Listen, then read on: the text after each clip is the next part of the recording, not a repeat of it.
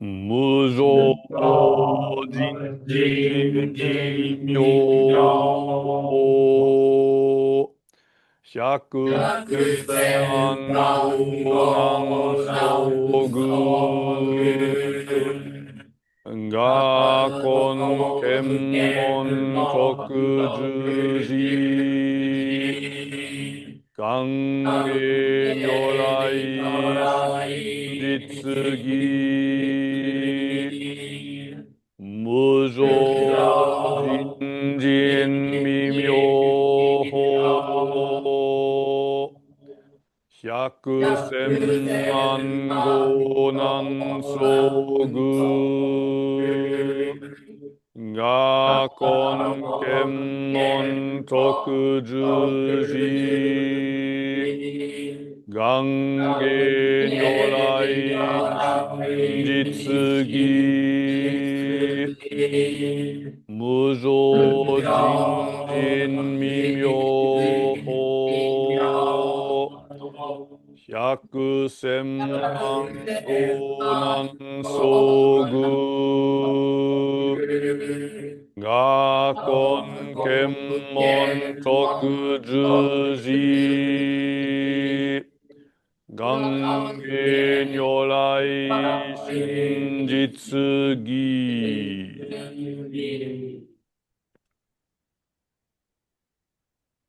I think this is my fourth talk about the Bodaisatta-Shishoho chapter. And I think some of you are listening for the first time. So maybe I read the whole translation of this first part about dana, giving. The last couple of times, mostly I was translating ad hoc on the spot from the Japanese original. But today I want to read the translation by Nishijima Roshi, which we also have in the library, and maybe some of you have in front of you now.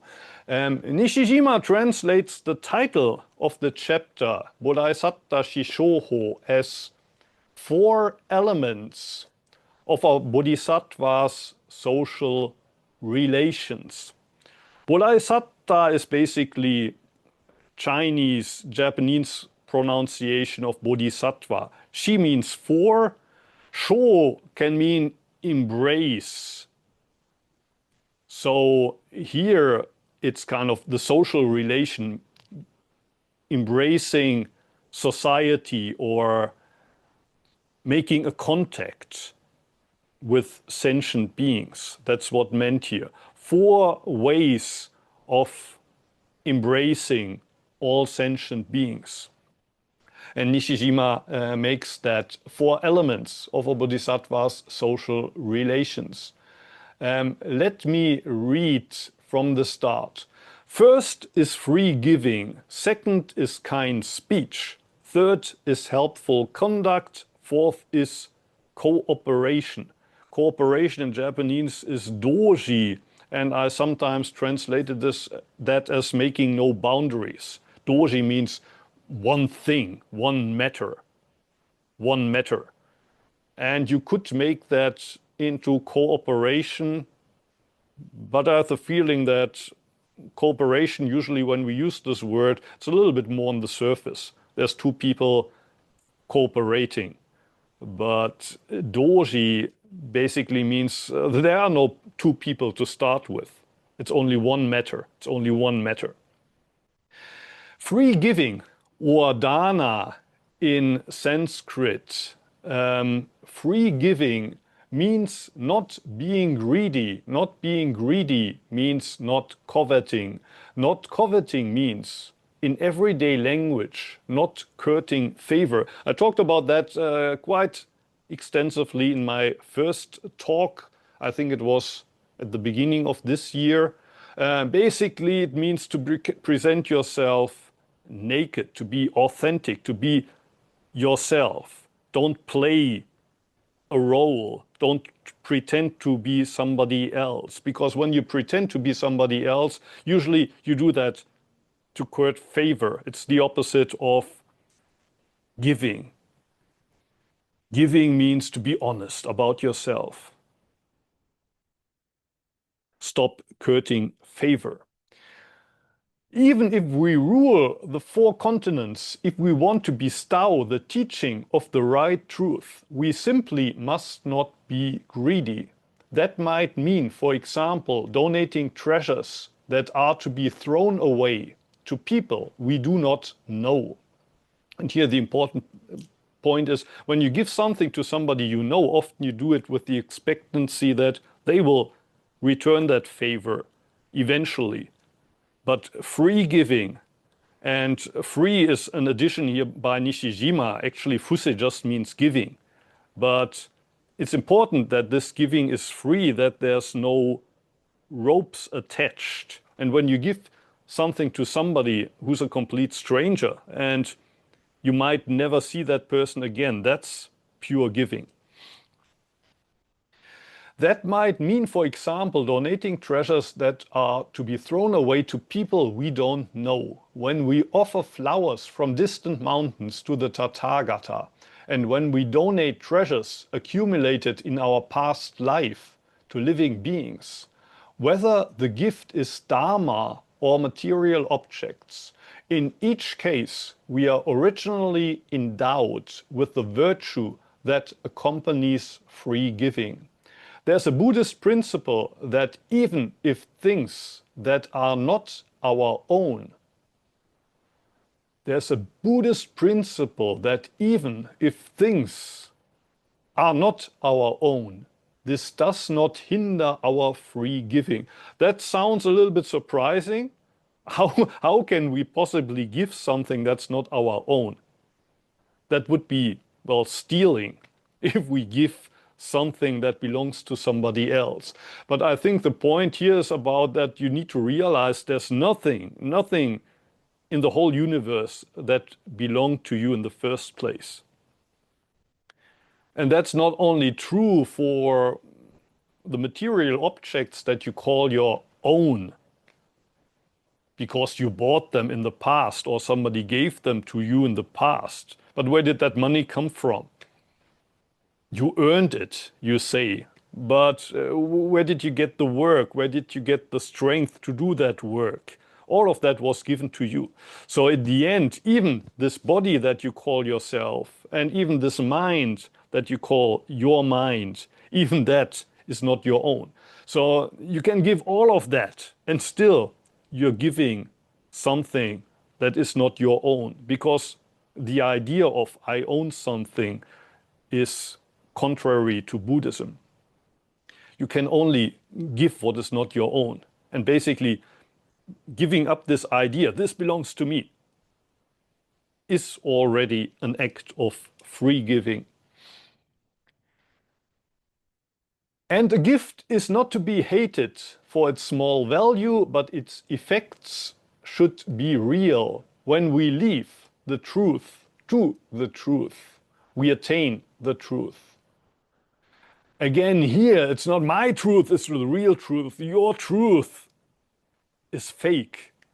That's not giving, and that's not truth. Leaving the truth to the truth, we attain the truth.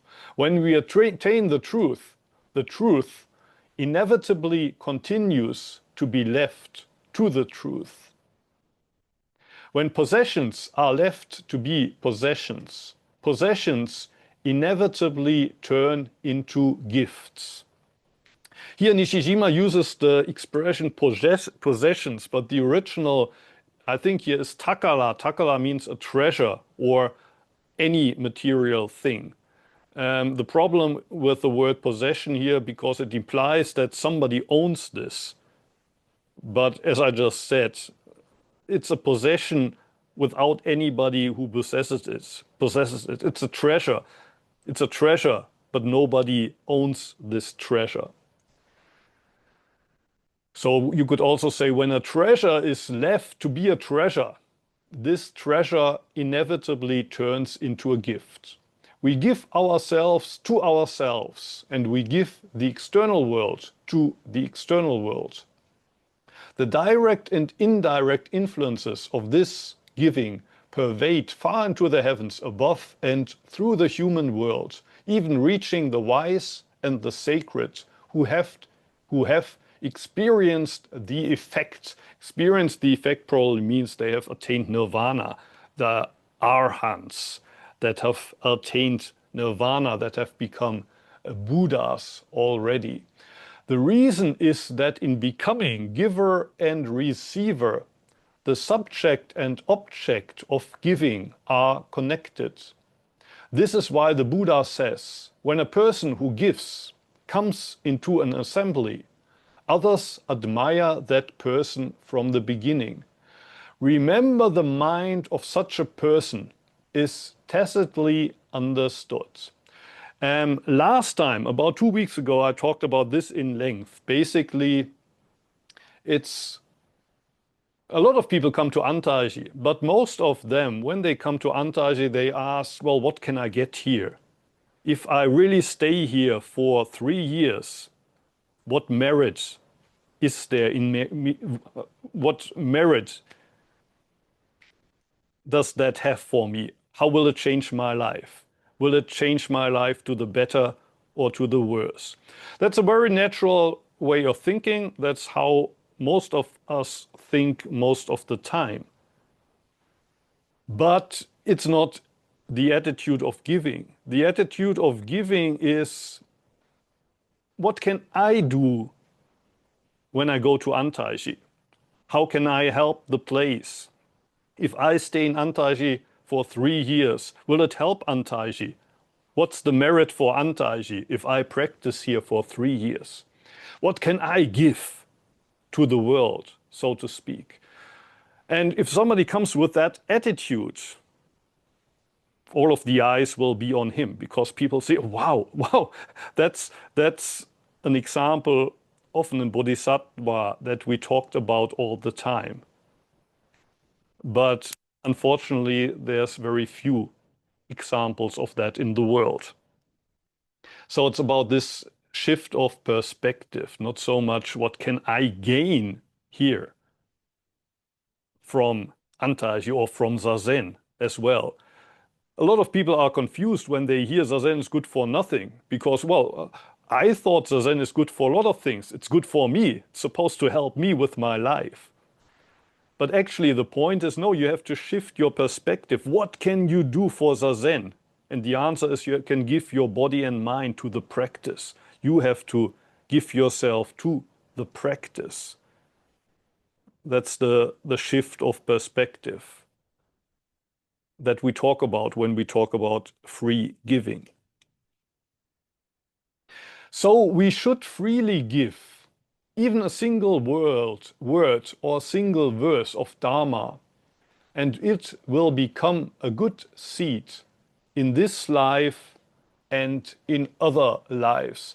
And before, in Japanese, I was talking about this phrase from the Tenzo Kyokun, Dogen Zenji's instructions for the cook. There's this phrase, even on top of the mountain of virtue, you should add just a little speck of dust when you're the Tenzo, but not only when you're the Tenzo, when you're practicing in a place like Antaji. Add just a little speck of dust on top of this huge mountain of Buddha virtue. Just add another drop to the vast ocean of virtue. I think that's what is meant here. You can always add just another drop.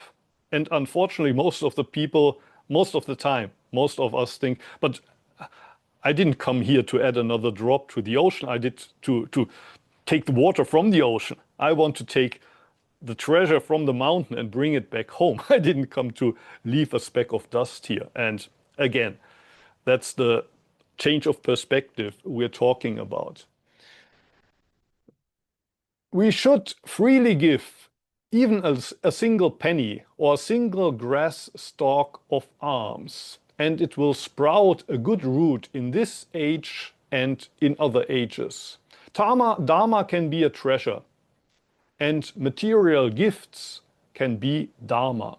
It may depend upon people's hopes and pleasures. Truly, the gift of a beard can regulate a person's mind, and the service of sand can gain a throne. These are also examples I talked about 2 weeks ago, stemming from the old sutras. A king whose minister was sick, and he heard from the doctor, if we had a beard and would burn it and give the ashes as a medicine to this person, he would be cured. So the king said, well, then let's shave my beard and please take it and make medicine from it. And the person who gave sand, it was the later King Asoka. In a previous lifetime, as a kid, he just gave a handful of sand to, I think it was the Buddha himself or some practitioner. And because of the virtue of this act of just simple, pure giving, even if it was only sand, he later became king. Such givers covet no reward. So that's the point, it's unconditional. It's unconditional giving. Such givers covet no reward, but just share according to their ability. To provide a boat or to build a bridge are free giving as the dana paramita. There are 6 paramitas, and the first one is dana, giving. The second are shila, the precepts. The third is perseverance. The fourth is making an effort, exertion, exert yourself. The fifth is practicing Zen, contemplation, and the last one is prajna of paramita, the prajna paramita that the Heart Sutra talks about. Wisdom. But the wisdom that we talk about when we say prajna, that is what Uchiyama calls opening the hand of thought. It's not something that you grasp in the mind. You understand something, but the opening of the hand of thought is what is called prajna, totally letting go. So what connects the paramitas, they're all about letting go. You need to let go of things to do dana. You need to let go of a lot of desires to keep to the precepts. You need to let go of the thought that I would like to have it another way. I don't like it the way it is. To accept and persevere in Antaiji, in the heat of the summer or in the cold of the winter, or in the spring when you plant the rice fields, or in the autumn when you harvest the rice and your back hurts. You need to persevere. You have to let go of this thought, but I would prefer to have it another way. I would have preferred to be the Tenzo today so I don't have to do the work in the rice field. And number 4, you have to let go of this idea, I would rather take a rest now, but you have to take another step forward. So we talk a lot about accepting things as they are, but that can also become a trap. That you always say, what, it's okay the way it is. No, Buddhism also said you have to step forward. You have to make another step forward. And for this also you need to let go of yourself. Number 5, Zazen means to drop body of mind and drop body and mind. You drop body and mind. So you let go of yourself. That's Zazen. Also letting go of the idea of gain. I do Zazen although it's good for nothing. I do Zazen exactly because it's good for nothing. And that's, to sum it up, the 6 paramita prajna, letting go. And dana, giving, is number 1. When we learn giving well, both receiving the body and giving up the body are free giving. So to accept this body as yours, to care for it, and to let it go, they're all part of the action of dana, giving.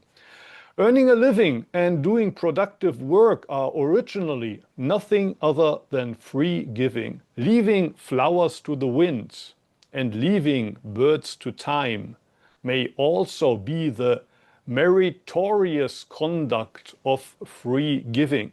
Probably that's an original poetic expression by Dogen. In spring, the flowers are a present from the universe to us. And we return this present by not being attached to the flowers. When they fall, when they wither, we let them. We leave them to time. We leave them to the wind. And the birds that sing during the summer, and there's lots of insects that make sometimes beautiful, sometimes not so beautiful noise during the summer. You also leave it to time. That's the, how do you say in English? In Japanese, you say BGM, background, the background music of the summer. The background music of Zazen during the summer, lots of birds and insects and frogs making noise. You leave them to time. You're neither glad nor are you sad when in autumn it calms down again, and in the winter it's completely still. You leave the flowers to the wind, you leave the birds to time. And that's also the meritorious conduct of free giving. Both givers and receivers should thoroughly learn the truth, which certifies that great King Ashoka's being able to serve half a mango as an offering for hundreds of monks is a wide and great service of offerings. We should not only muster the energy of our body, but should also take care not to overlook suitable opportunities. Truly, it is because we are originally equipped with the virtue of free giving that we have received ourselves as we are now. And here starts the section that I talked about today in Japanese. So everything that I read up to here was also the topic of my previous last talks. So let me read today's section. The Buddha says, and we don't know where this quote is from, but supposedly it's from one of the old sutras. It is possible to receive and to use giving, even if the object is oneself, and it is all the easier to give to parents, wives, and children. And I found Nishijima's translation here a little confusing or a little too complicated.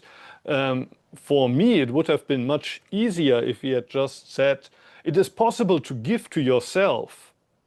It is possible to give to yourself, and it is all the easier to give to parents, wives, and children.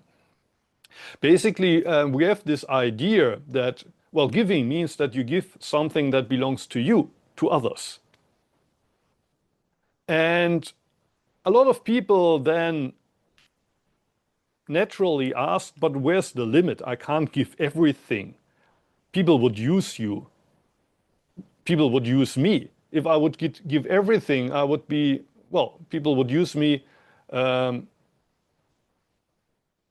couldn't survive. Maybe in a place in Antaiji, but I couldn't survive in normal society. Where's the limit? Where do I draw the limit? When do I say, no, that's mine. You have no right to take this from me. I cannot give that to you. And well, part of the answer is here.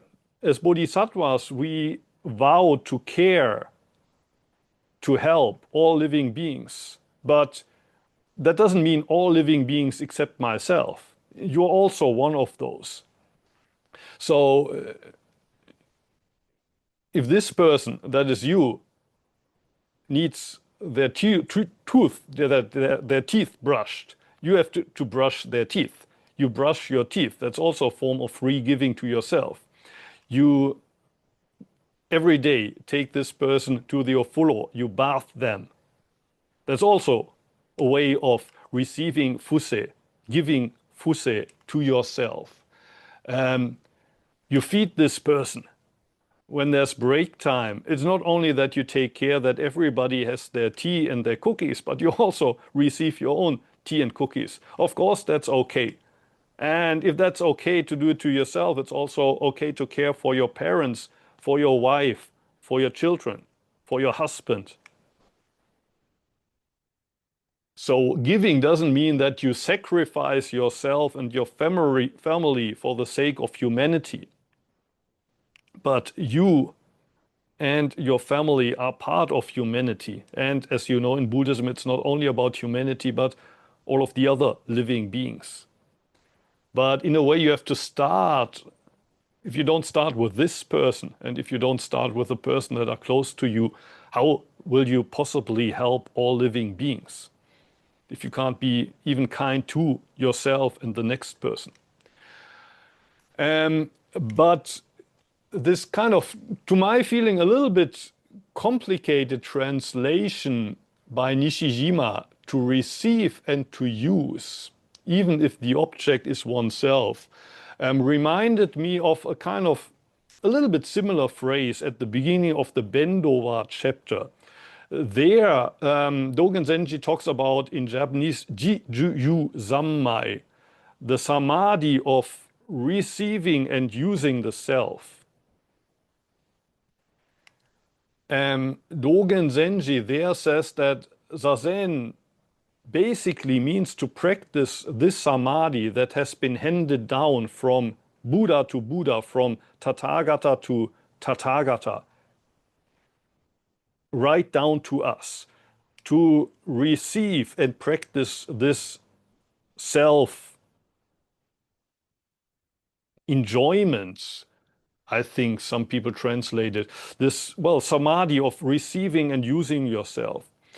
I was reminded of this phrase because both in the phrase that we're talking about right now and in the phrase in the Bendowa, they're the same three characters. Ji meaning the self, Ju means to receive, and Yo means to use.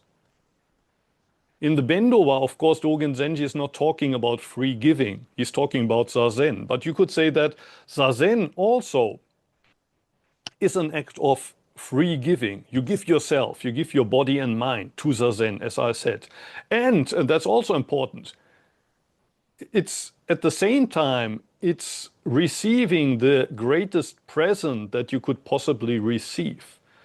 Because probably most of us wouldn't, of you wouldn't be in Antaiji right now if you didn't want to do Zazen. If you hated Zazen, why would you be in Antaiji? You do Zazen because you like it.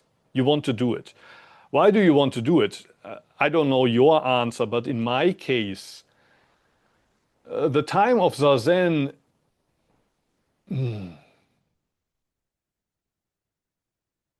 there's no such, how do you say, fulfilled time because it's so clear. Of course, the 24 hours of each single day is your time, is my time. That's clear. But often during the rest of the day, it doesn't feel like my time. While during Zazen, it's completely your time. Just like you leave the birds to time, during Zazen, the universe leaves you to time. The universe leaves you to time, gives you to time, or gives time to you. Zazen means to drop body and mind, to throw your body and mind into the house of the Buddha. But as a return, so to speak, as a return in quotation marks, you get all the time that you could possibly wish for. You get the here and now, you get everything. So Zazen is a present that we may receive here and now. It's giving to us, and it's okay to receive this present. The universe is giving the present of Zazen to me. The Bodhisattvas and the Tathagatas have given this present to me. I'm allowed to use it right now. But I can also share it with others, with my parents, with my spouse, with my children, with my Dharma brothers and sisters in Antaiji, which again reminds me of this famous story of a student of Uchiyama who came to the monthly sessions in Antaiji, and after a couple of years or so, he asked Uchiyama Roshi, I've been attending these sessions for so many years now. How does it look from your perspective? Do I making progress? Do I get ahead? And Uchiyama Roshi said, well, you should ask your wife and children. If they say, since dad is going to Antaiji and does these sessions, since then he has become a kinder person. He's a different person now. Then that means that you're making progress. While if your wife and children say, well, since dad has started Zazen, we hardly see him anymore. He has no time for us. He has no time for us anymore. He doesn't give his time and energy to us anymore. Then that means that your Zazen is headed the wrong direction. So it's okay to receive this present of the Buddha Dharma. It's okay to receive this present of Zazen for ourselves. But of course, we should also share it with others. If the others don't have the feeling that we have become nicer persons to be around, then something is wrong with your practice. It's not a practice that's founded on free giving. It's still a practice that's founded on the idea of, I want to gain something. I want to gain Satori. I want to get rid of the dirty world out there. I want to get rid of my family. I want to get rid of my work. I have better things to do in my life than that. That's not an attitude of free giving. Let me continue. Clearly, to practice it by oneself is one kind of free giving. And to give to parents, wives, and children may also be free giving.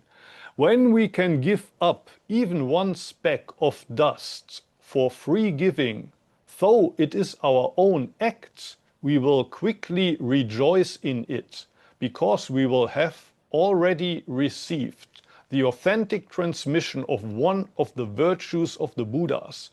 And because of the first time we will be practicing because for the first time we will be practicing one of the methods of a bodhisattva. So if you add just a little speck to the mountain of virtue, just a little drop to the ocean of the Buddha Dharma, you are already partaking in the activity of Buddhas and Bodhisattvas.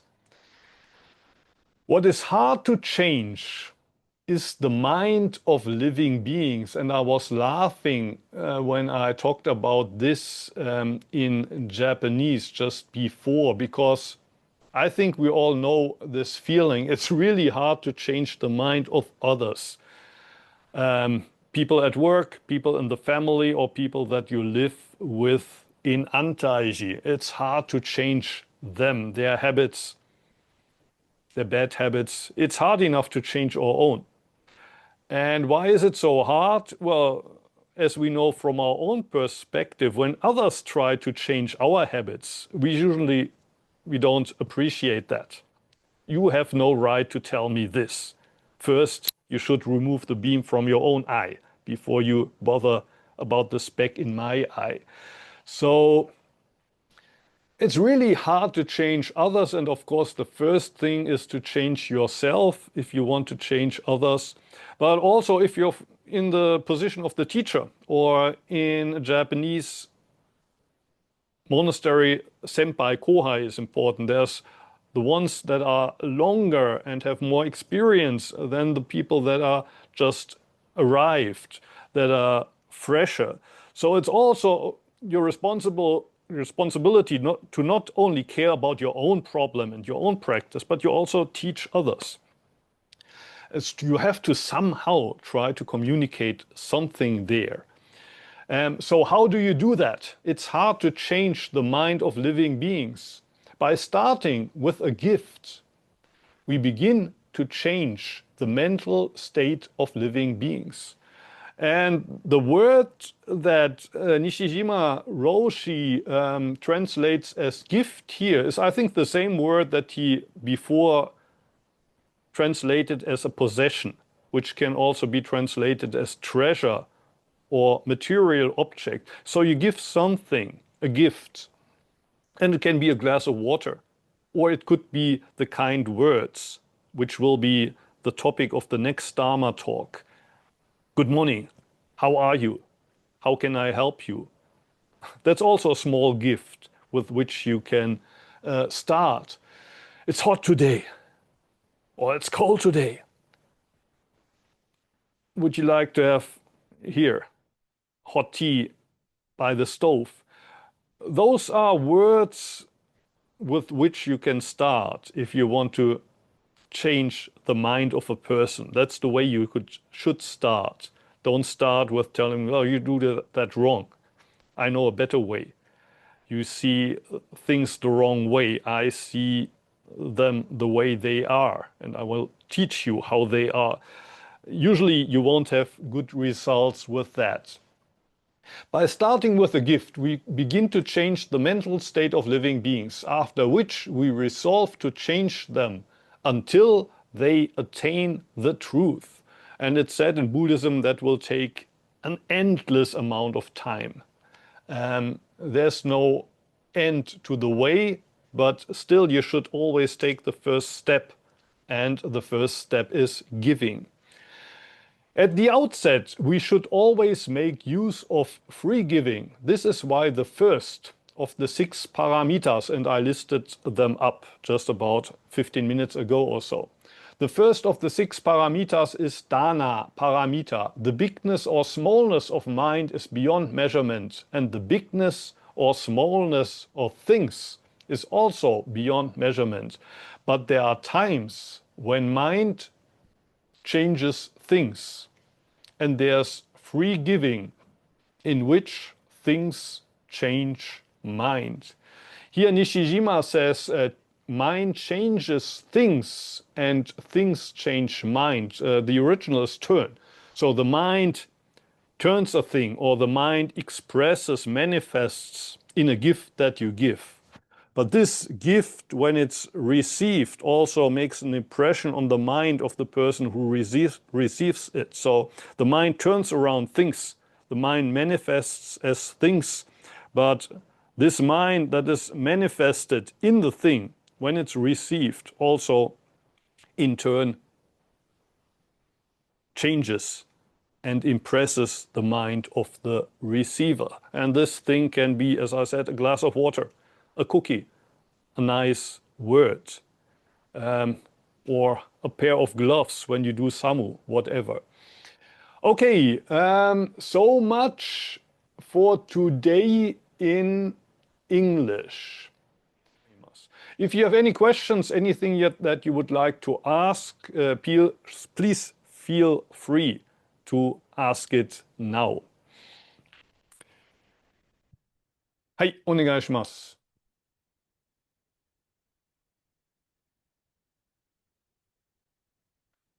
いかがですか？ Yes, please. You don't have so much opportunity to ask directly to people.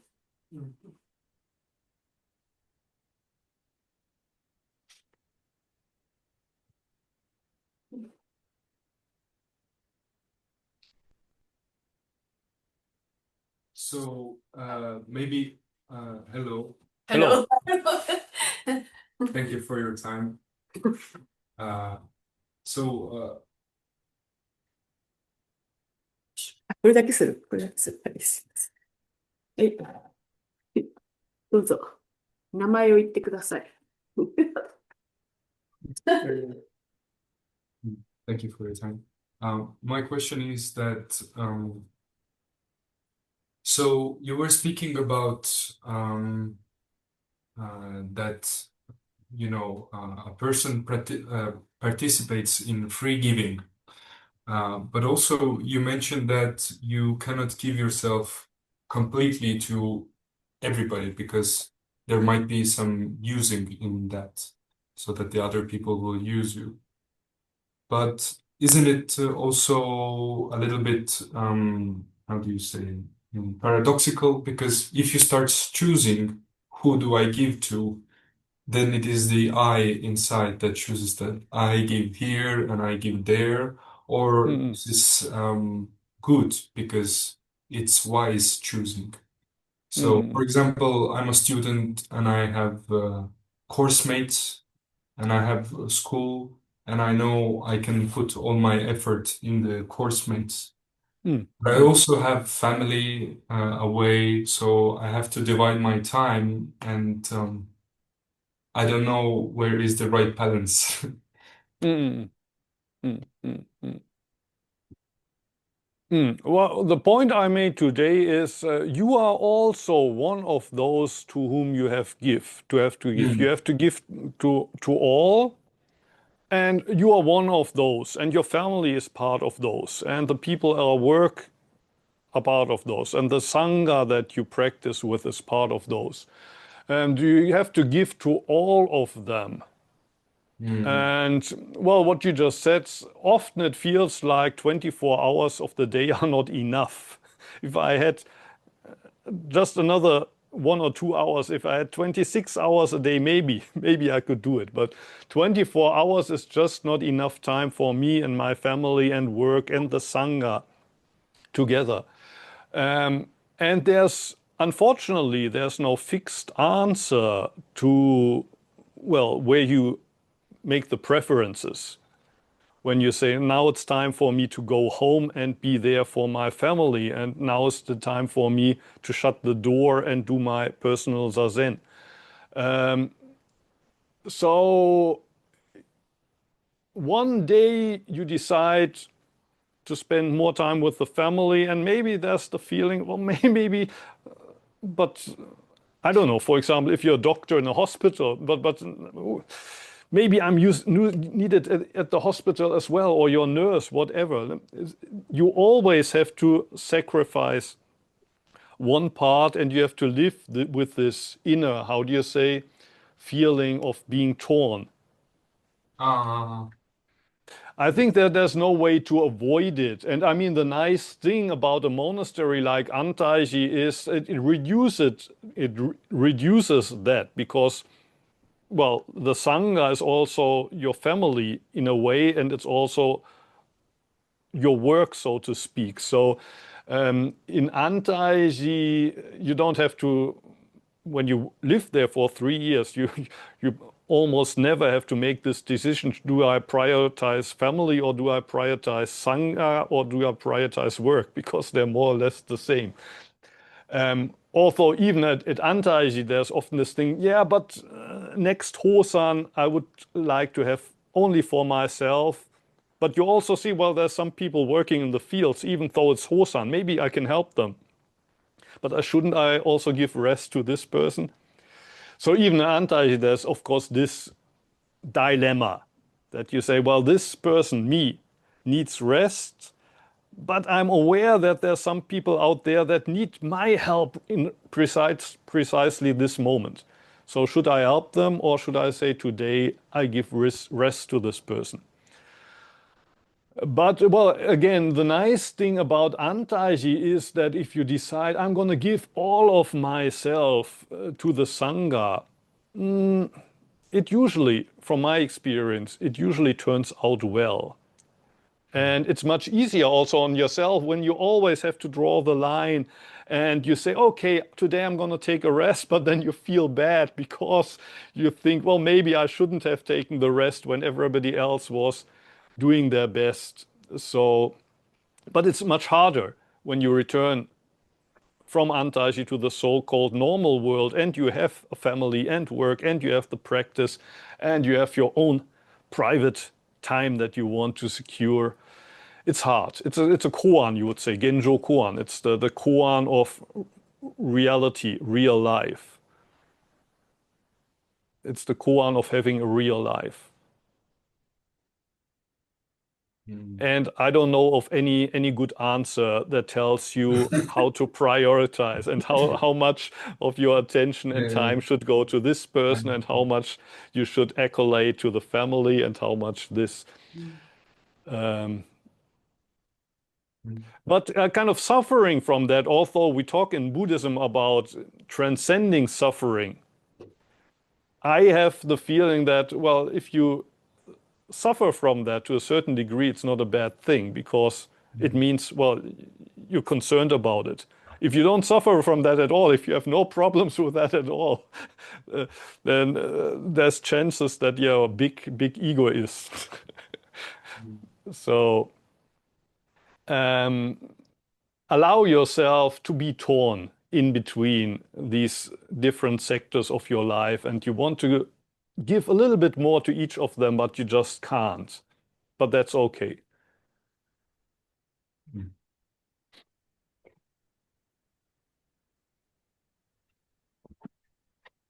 Any other questions? 他にご質問ありませんでしょうか？はい、ごめんなさい。ラウラです。So, you said, Zazen is like, all right, the universe giving this time to us, and we are allowed to receive this gift. But what I was wondering, maybe, I mean, it's also kind of this thing. It's nice if I can do that. Now, if I'm able to receive this gift, but how so many people, they never get to experience that, just Yes. this gift that is this present moment, I feel. And I don't know, maybe my question is, how do you approach these people, or how do you share with them so that maybe they are also able to experience this present? I don't know. So sorry, that's the question. How do you approach these people? Like in Antaiji, what we do is basically what you know on the homepage. We say, hey, this is the life we lead here. We have a lot of Zazen. We also plant our own food. And if you want to come, you're welcome. Please come for at least 3 years and prepare yourself by learning some Japanese. But if you want to join, you can join. And if 3 years are too much and you don't speak Japanese, you can also come to one of the retreats. And maybe that's not much to offer, but at least, I mean, that's something. And as you know, I mean, people are using this. You wouldn't be in Antaiji if this door wouldn't be there. So I think, first, as Dogen said, you are allowed to receive this gift when you're in Antaiji. You have every day, usually 2 hours in the morning, 2 hours in the evening, you receive this gift and you share it by helping to organize the retreats. When people come and they say, I want to stay for maybe 3 years or so, you help them, you teach them, you explain to them what you learned. And I don't think that we need to worry so much about people. Well, of course, we should also worry to a certain degree, but how about the people that are starving in Africa right now and they don't have the chance to do, or the kids that are dying in Gaza? And we talk about just being here in the moment and sitting Zazen, which is good for nothing. How would you teach that to a kid in Gaza? Unfortunately, I don't know how I could teach that to a starving kid in Africa or dying kid in Gaza right now. But what we can do, what you are doing, is keep the door open for people to come. And if there's 15 people coming from retreat and you care for them, that's enough. That's enough. Of course, there's 8 billion people out there, and it's not only about humanity. You also want to help the animals and the insects and the fish in the ocean. But don't worry how to teach Zazen to the fish in the ocean. Start with the people that so start with the people that actually come to Antaiji. Tell them why you do Zazen, why Zazen is a present for you, and maybe it will help them to appreciate that present for themselves. And maybe, I mean, I talked about this San Asogiko, this endless stretch of time. So the way from the first moment that you hear about the Dharma and you say, I want to do this, until you completely realize Buddhahood. They say it's a time that's equivalent to the time it takes to, how do you say, grind a block or a rock that's 20 kilometers long and wide and high. So it's a huge block, bigger than Mount Fuji. And there's this angel that comes down once every 100 years and softly with, how do you say, the sleeve of its robe, which is made of soft feathers. So softly the angel touches this rock with the sleeve of his or her feathers, and then returns to the heavens. Everyone in 100 years. And what's happening? Well, basically, nothing big is happening, but after 1,000,000 years or so, this rock will be a little bit softer around the edges because the angel is touching it every 100 years. So how long will it take for the rock to completely turn into dust?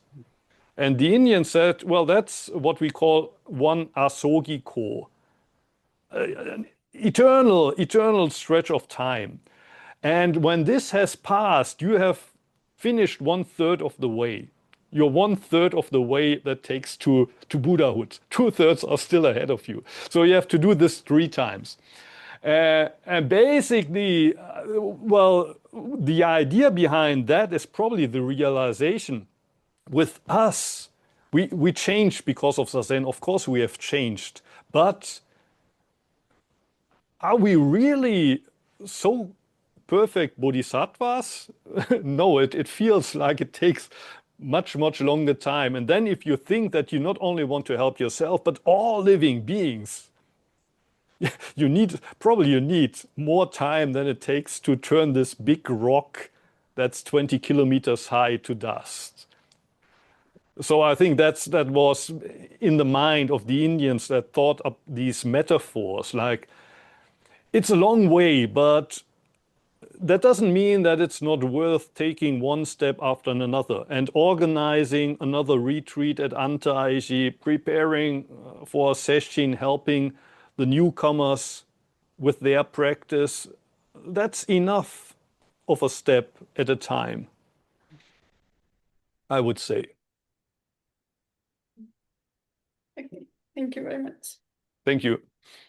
Can I ask a question? Hi. Please stand. Hi. Hi. And thank you very much for your time. It was very clear and very helpful, really. Thank you. Thank you for listening. Very clearly, very to the ground.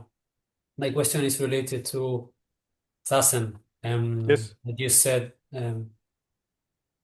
to change this idea of I want to take things. That's something that I try to work on. But if you can speak more on those lines, for example, when I sit, the first thing I do is I set my motivation, why I'm sitting now, to free myself, so to benefit all sentient beings, so that they can free themselves. And that seems to be very powerful, very helpful.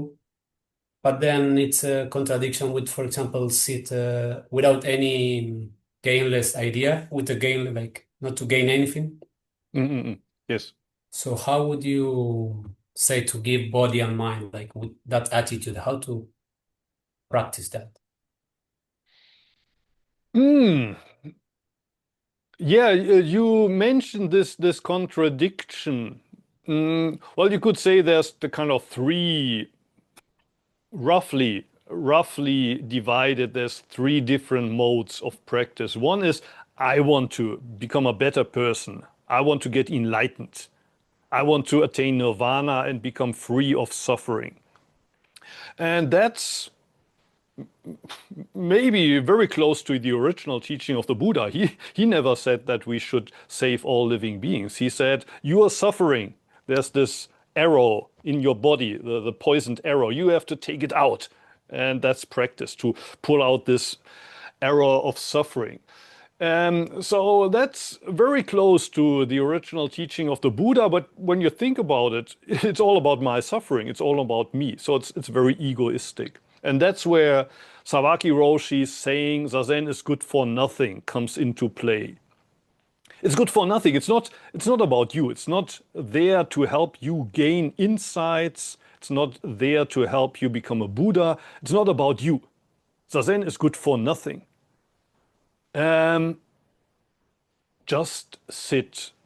Just allow to Zazen to do Zazen. You don't have to do Zazen. Zazen is doing Zazen through your body and mind. So when you give body and mind to whom do you give it? You give it to Zazen in a way. You give your body and mind to Zazen. And maybe that's the same moment that you realize actually Zazen is a practice for me to just be here.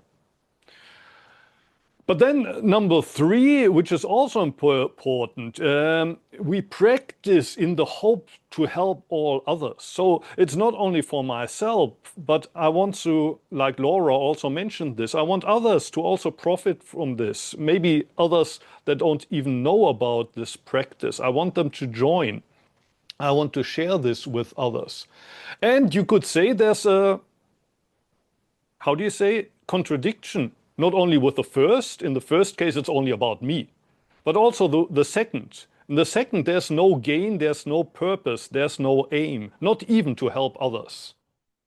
But then, like Dogen Zenji says, forget your own enlightenment and rather help others. And I don't know about Sawaki Roshi, but also in Sawaki Roshi's quotes, if you look for them, there's probably the same, also this Bodhisattva attitude. But in a way, these two contradict each other. One is, Zazen is good for nothing, I just sit and I completely forget about the world. And the other is, I don't forget about the world. There's other people suffering, I have to help them. Like Avalokiteshvara with 1,000 arms. I want to be one of the arms of Avalokiteshvara. I don't want to be, how do you say, unconcerned about the suffering in the world. So I don't know if I understood your question correctly, but for me it's about this, how do you I live, or how do I deal with this contradiction? One, Zazen is good for nothing, or I often use the metaphor, take a break from the game. Taking a break from the game. And the other is trying to live as a bodhisattva, improve the game, make it a more enjoyable, more playful game for everybody. It's not about me winning points anymore. That would be the first attitude. I want to gain points and I practice Zazen. I try to be more mindful so that I can be better at work and earn more money, whatever. That's kind of Zazen inside the game. But the second spot is I take a break from the game. I don't want to gain points. But then number 3 is I want to change the game. I want to make it a more enjoyable game both for me and for the other players who until now could think about nothing rather than collecting points. But now I want to open the eyes of people that it's not about the points, it's about the fun that you have in the game. And that it's also more fun when you help others to enjoy the game than when you only try to collect points for yourself. And although there's a certain contradiction, which is the contradiction of saying I take a break from the game now and I join the game, but I play in a more playful way. I think that the two things in a way belong together, because to be able to play more playful, you first need the experience of taking a break. There's a place that's free from the game or from all these ideas of winning and losing, gaining and losing.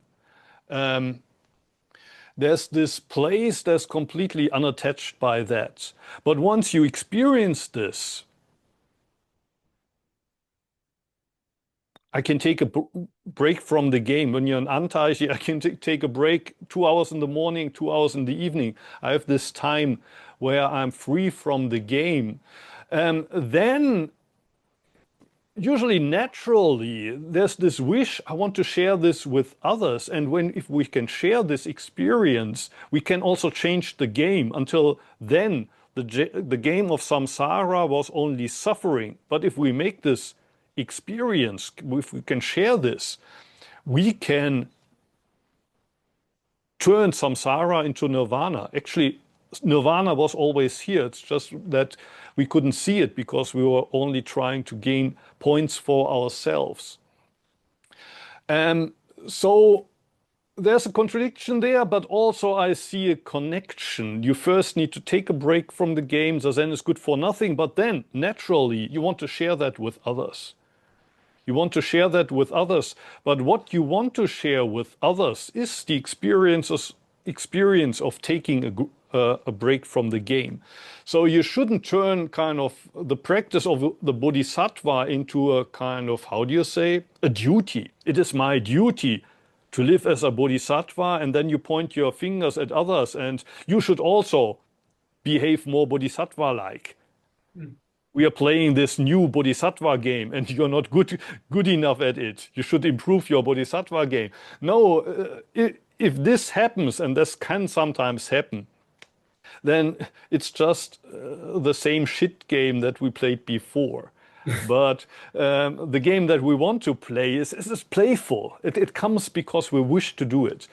And for this playfulness to stay, you need the break from the game. You need this. It's good for nothing. And when you say it's good for nothing, it means you don't even have to, you can even forget about being a bodhisattva when you do Zazen. Forget about the suffering in the world. But then when the bell rings, you get up, you get to eat your food, you go to work, you're around other people, and there's a retreat, people come from outside, or you go to Hamasaka, you go to Kobe, and then you're open and trying to let them join your perspective. And as Dogen Zenji says here, often it starts with just giving a kind word or just offering a glass of water. That can be the start. I don't know if my answer addressed your question, but Yeah, at least perfect. it triggered what I just said. Yes.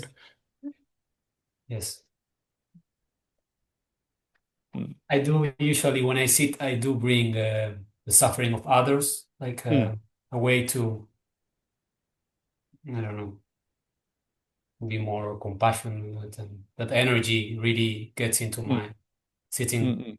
Yeah, and maybe I should try to just put also a break from that during my sit.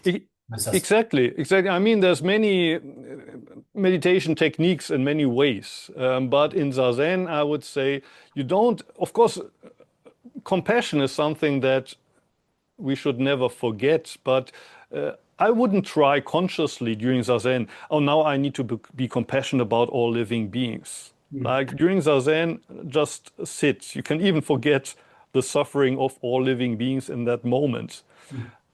And remember them when the bell rings.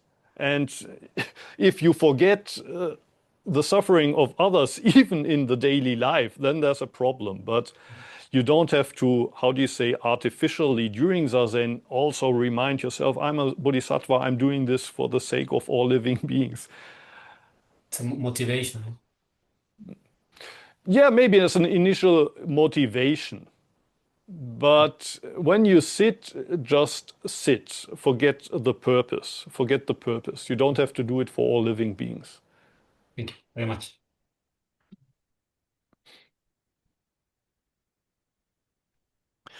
Shuzo hen seigando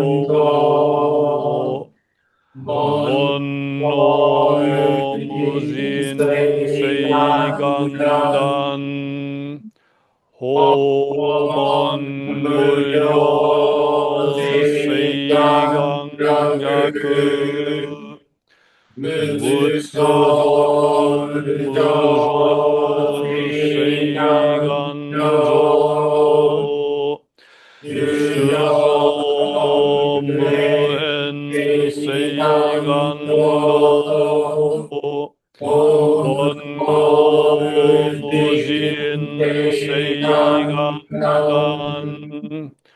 Homon muyo seigangyaku Butsudo mujo seiganjo Shuzo muhen seigando Bonno mujin seiganjo 간단 호문 물요 세간가쿠